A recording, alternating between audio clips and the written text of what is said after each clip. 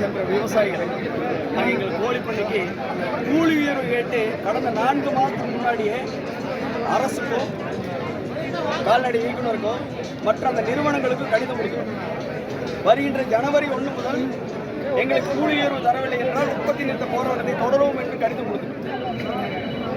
நாங்கள் 7ஆம் தேதி இங்கே வந்து இணை இயக்குநர் சந்திக்க வந்திருக்கோம்.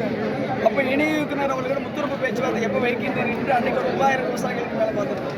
அன்றைக்கு கால்நடைத்துறை இயக்குநர் அவர்கள் 21ஆம் தேதி அன்னைக்கு வந்து முத்தரப்பு பேச்சுவார்த்தை வச்சுக்கலாம்னு சொல்லியிருந்தாங்க. நாங்கள் எல்லா விவசாயிகள் 10,000த்துக்கு மேற்பட்ட விவசாயிகள் கிளம்பி வந்துட்டோம். நேற்று இரவு 6:39 ஒரு எங்களுடைய சங்கத்தினுடைய கோழிப்பண்ணை அணியினுடைய ஒருங்கிணைப்பாளருக்கு ஒரு மெயில் வருது.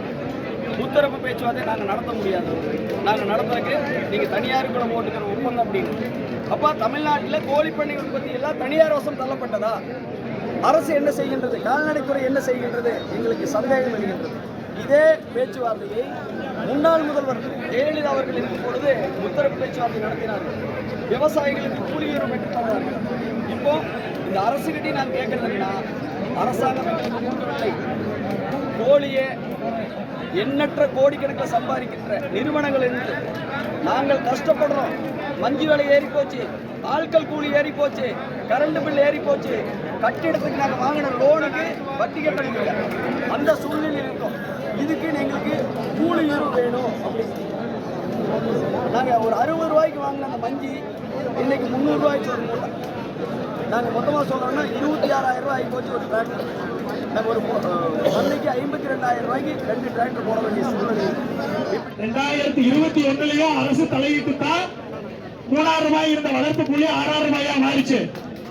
அன்னைக்கே தெரியும், அன்னைக்கு பல சங்கங்கள் பேச்சுவார்த்தையில் இருந்துச்சு. பேச்சுவார்த்தையில 8,000 ரூபாய் வரைக்கும் முடியக்கூடிய கண்டிஷன்ல இருந்துச்சு.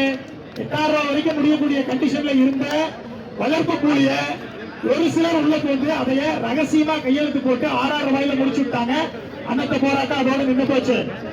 ஏன் இதெல்லாம் பேசுறோம் அப்படின்னா, ஒவ்வொரு முறையும் நம்ம நியாயமான கோரிக்கைக்காக ஒன்று சேர்ந்து நிற்கும் போது இந்த நிறுவனங்கள் பல்வேறு சதிகளை செய்து வளர்ப்பு கூலி கம்மியா இருக்கிறதுக்கு நியாயமான போராட்டத்தை சிதைஞ்சு போக வைக்கிறதுக்கான வேலைகளை தான் செஞ்சுக்கிட்டு இருக்காங்க.